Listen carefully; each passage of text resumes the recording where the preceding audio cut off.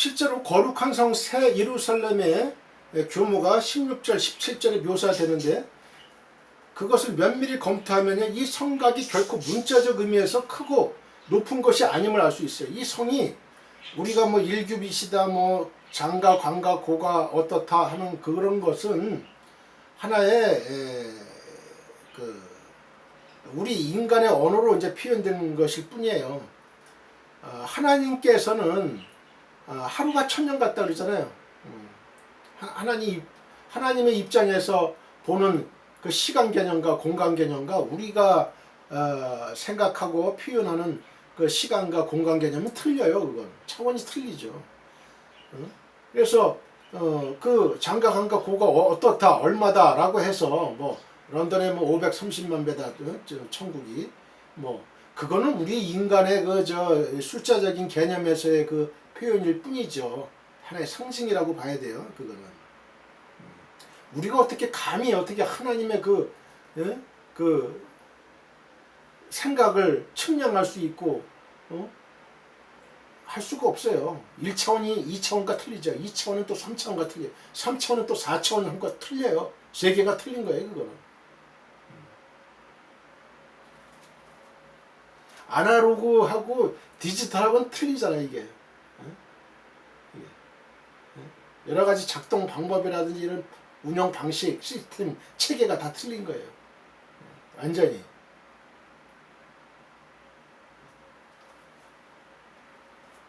그러므로 본문에 언급된 그 크고 높은 성곽은 하나님의 거룩한 도시 예루살렘이 얼마나 견고한지 상징적으로 보여주는 것 뿐이에요. 즉 크고 높은 성곽은 새 도시 예루살렘이 완전하고 또 완성되었으며 그러니까 안전하고 웅장하다는 사실을 함축합니다. 그러므로 하나님께로부터 하늘에서 내려온 거룩한 도시 예루살렘이 위험이나 불안, 위험이나 침략, 부정한 세력들에 의해 노출된 것으로 이해하는 것은 온당치 못해요. 이미 악은 둘째 사망, 곧 불못에 이미 던져진 거예요. 이 사탄에는 이미 둘째 사망, 계시록 19장 15절에 이미 짐승과 거짓 선지자와 함께 둘째 사망, 그 불못에 던져진 거예요. 이거는 이사야의 예언을 연상시키는데요. 다시는 강포한 일이 네게 들리지 않을 것이요 황폐와 파멸이 내 경내에 다시 없을 것이며 내가 내 성벽을 구원이라 내 성문을 찬송이라 칭할 것이라. 이사야 60장 18절 21장 12절 12문이 12천사가 있고 12지파에 이렇게 쭉 나오죠. 있는 대로 번역된 에쿠사는 소유하다라는 뜻을 지니고 있는 에코의 현재 분사라고 그랬죠. 전체적으로는 10절에 언급된 하나님께로부터 하늘에서 내려오는 거룩한 성 예루살렘과 연결되지만 문맥상 보다 직접적으로 앞서 언급된 성곽과 데이코스 성곽과 연결되는 것으로 이해함이 타당해요. 거룩한 도시 예루살렘의 성곽은 12문을 가지고 있어요. 필로나스 도데카 12문.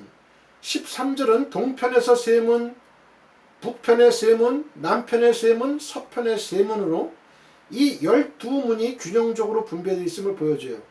땅의 왕들이 자기 영광을 가지고 이 문을 통해 들어와요. 24절에. 그것은 항상 열려 있어요. 25절. 그러므로 이 문 역시 성곽과 같이 단순히 외적의 방어와 적대 세력의 공격을 방어하기 위해 고안된 문이 아님을 알 수 있어요. 이 문에는 12천사가 있어요. 앙겔루스 도데카 12천사가 있는데 이 천사들은 12문 각각을 지키고 있는 하나님의 천사예요. 이사야 62장 6절 이들은 악한 세력과 싸우기 위해 성문을 지키는 천사들이 아니에요. 이미 악한 세력은 이미 다 19장에 이미 들어가 있어요. 지금 둘째 사망으로 19장 15절에 천사는. 왜냐하면 악한 세력은 이미 둘째 사망 곧 불못에 던져졌기 때문에 그렇죠. 단적으로 말해 이들은 모든 이들이 다 거룩한 도시 새 예루살렘에 들어갈 수 있는 것이 아님을 상징적으로 나타내기 위해 등장한 거예요. 즉 거기에는 오직 어린 양의 생명책의 그 이름이 기록된 자들만이 그 문을 통해서 들어갈 수 있는 거예요. 12문에 각각 그 천사들이 한 명씩 있는 거잖아요. 프리패스가 아니라는 거예요. 프리패스가 아니에요. 우리 생명책에 그 이름이 기록된 자들만이 들어갈 수 있는 거예요. 천국을 들어갈 수 있는 거예요. 이와 같은 점은 그 문들 위에 적힌 것이 이스라엘 그 문들 위에 적힌 게 있어요. 이스라엘 자손 12지파의 이름이라는 사실을 더 분명하게 드러나는데요. 본문에 언급된 이스라엘 자손 12지파의 의미는 이미 계시록 7장 5절로 8절에 언급된 바와 깊이 관련돼요. 즉 각 지파에 속하는 1만 2천 명씩 12 곱하기 12 하면 어때요? 14만 4천 명이 되잖아요. 1만 2천 곱하기 12지파니까. 도합 14만 4천 명, 곧 아무라도 능히 셀 수 없는 큰 무리. 계시록 7장 9절. 아무라도 능히 셀 수 없는 큰 무리만이 거룩한 도시 예루살렘에 입성하는 거예요. 입성하는 거예요. 우리가 예를 들어서 어떤 뭐 학교 졸업생, 뭐 어디 학교 졸업생 몇 회, 몇 기,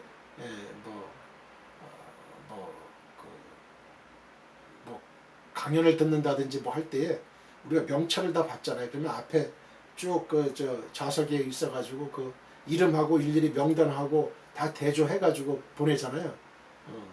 거기 학교를 안 나온 사람은 거기 못 들어가는 거예요. 프리패스가 안 되는 거예요. 그런 거는 마찬가지 그런 거는.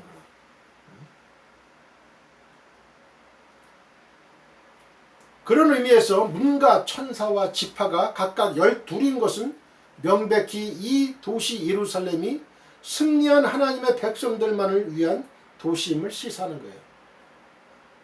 그런데 여기서 더욱 주목할 만한 것은 이러한 요한의 묘사가 에스겔 선지자의 환상과 밀접하게 병행된다는 점이에요. 에스겔서 48장 30절로 34절.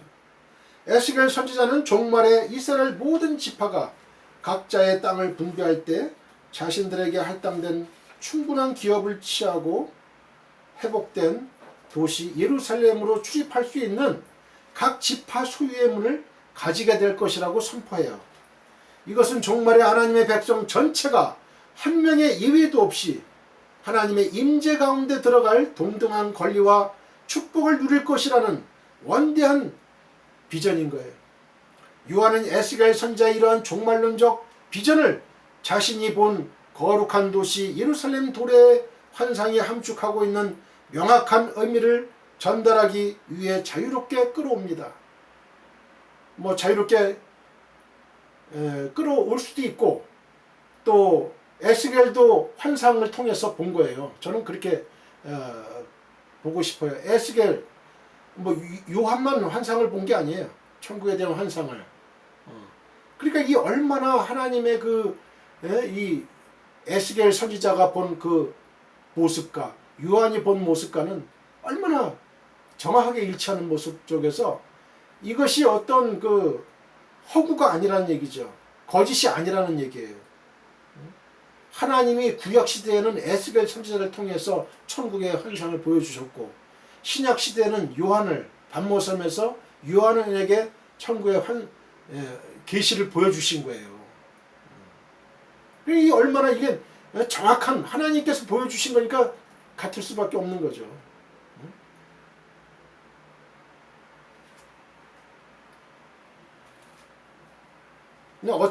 어떤 분은 뭐 이걸 예루살렘 도래의 환상이 함축하고 있는 명확한 의미를 전달하기 위해서 자유롭게 끌어왔다라고 이제 해석하시는 분도 있는데 저는 그렇게 안 봐요. 저는 그렇게 보고 싶지 않아요. 각각 하나님께서 역사하신 거예요. 환상, 계시를 보여주신 거예요.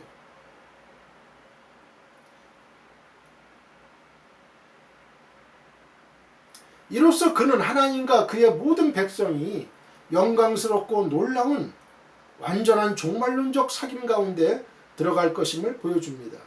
13절을 보겠습니다. 아포 아나톨레스 필로네스 드레이스 까이 아포 보르라 필로네스 드레이스 까이 아포 노투 필로네스 드레이스 까이 아포 디스몬 필로네스 드레이스 아뽀는 온, 어디에 라는 뜻이에요. 아나톨레스는 동편, the east의 뜻이에요. 그 다음에 필로네스는 문이라는 뜻이에요. 게이트. 그 다음에 드레이스는 3, 드레이스. 3 하잖아요. 3. 이게 드레이스. 까이, and. 그 다음에 아뽀는 어디에 온.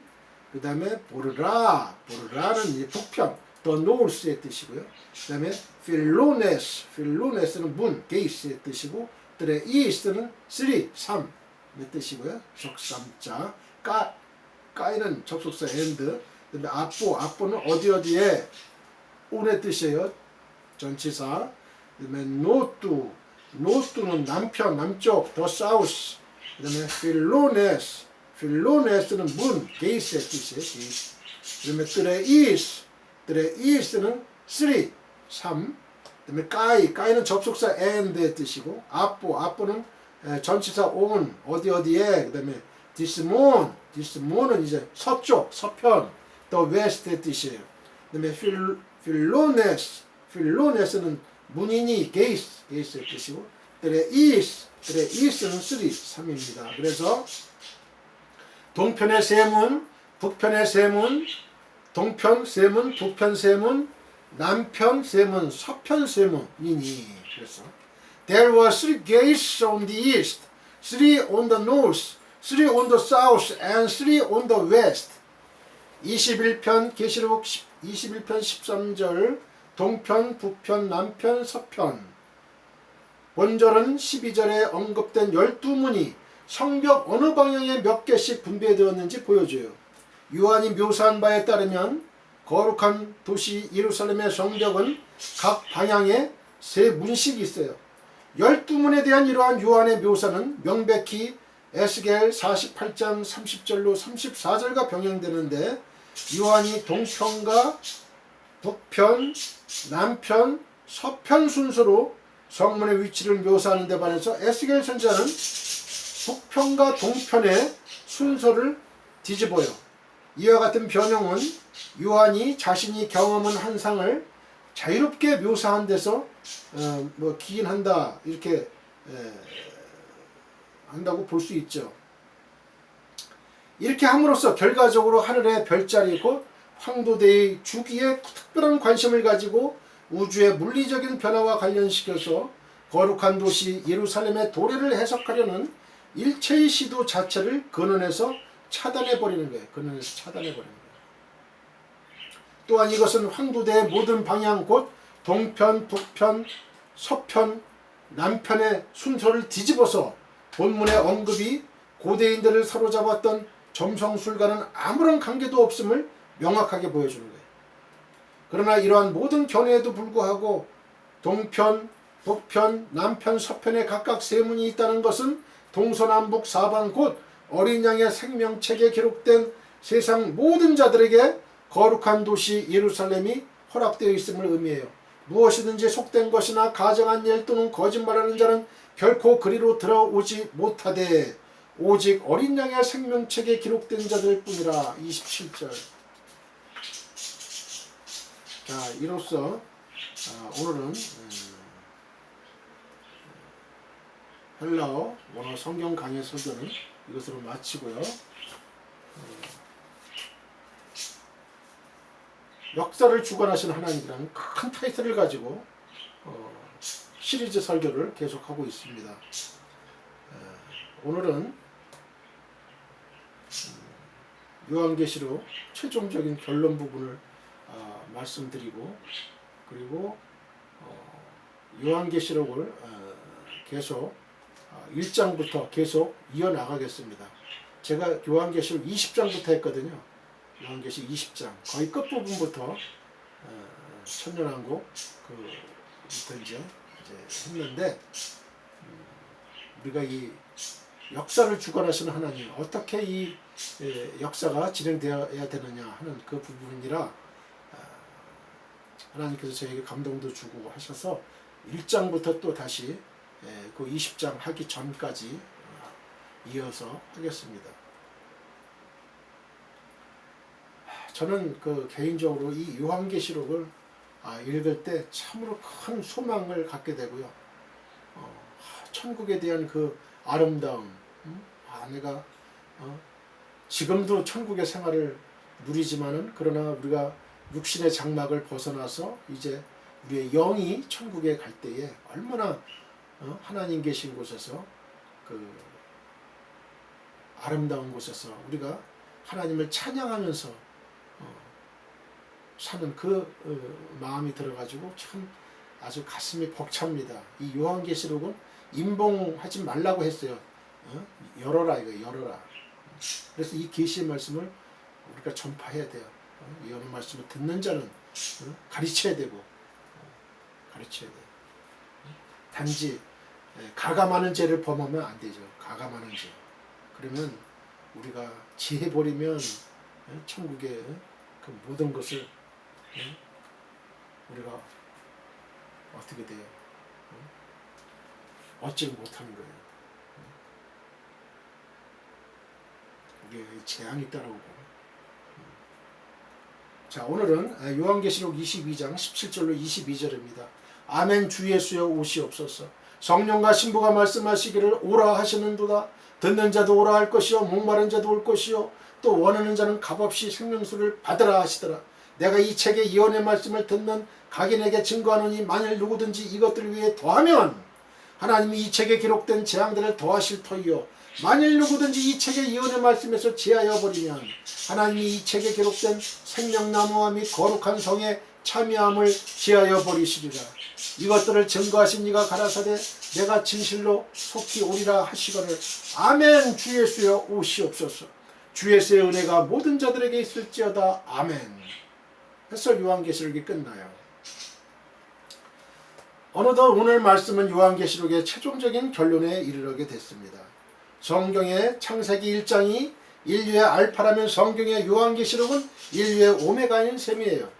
그리고 그리스도 안에서 새롭게 형성된 새로운 피조물로서의 인류가 영원한 천국에서 새로운 역사를 영원히 창조해 나가는 새로운 형태의 역사의 시작이 될 것입니다. 그리고 이 역사는 변경됨이나 심판이나 종말이 없이 무한정으로 언제까지나 계속될 거예요. 우리는 지금 그 시대의 주인공이 되기 위해 제한된 이 지구상에서 소망을 가지고 그날을 기다리는 사람들입니다. 주님의 재림을 기다려요. 17절에 나오는 성령과 신부의 초청은 참으로 감격적입니다. 성령과 신부가 말씀하시기를 오라 하시는도다. 듣는 자도 오라 할 것이요 목마른 자도 올 것이요 또 원하는 자는 값없이 생명수를 받으라고 하시는 말씀입니다. 이 천국의 초청자는 누구예요? 성령과 신부라고 했죠.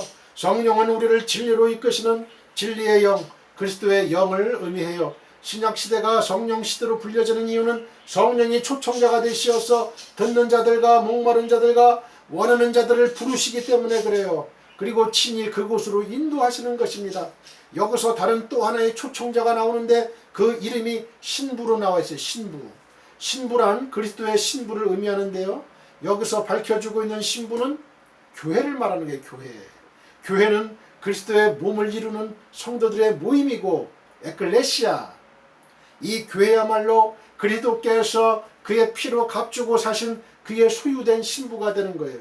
우리가 그리스도께서 다시 오실 때 그 앞에 점과 흠이 없는 몸으로 단장해야 되는 거예요. 그렇잖아요. 우리가 신부는 어때요? 이제 신랑이 있으면 어떻게 돼요? 신부 단장을 하잖아요. 이제 신부 단장을. 점과 흠이 없어야 되는 거예요. 점과 흠이 없이. 신랑을 맞이하기 위해서. 그렇잖아요. 점과 흠이 있으면 되겠어요? 안 되죠. 그 신부가 초청한다고 했어요. 이것은 모든 사람들을 신랑 대신 그리스도께로 인도하는 교회의 전도의 모습을 보여준 거예요. 교회에는 그리스도의 약속과 어미가 있어요. 그의 신랑이 오시는 그날까지 신부인 교회는 그를 대신해서 신랑을 대신해서 이 신부는 어떻게 끊임없이 초청자로서의 사명을 이루어야 하는 거예요. 초청자는 다양합니다.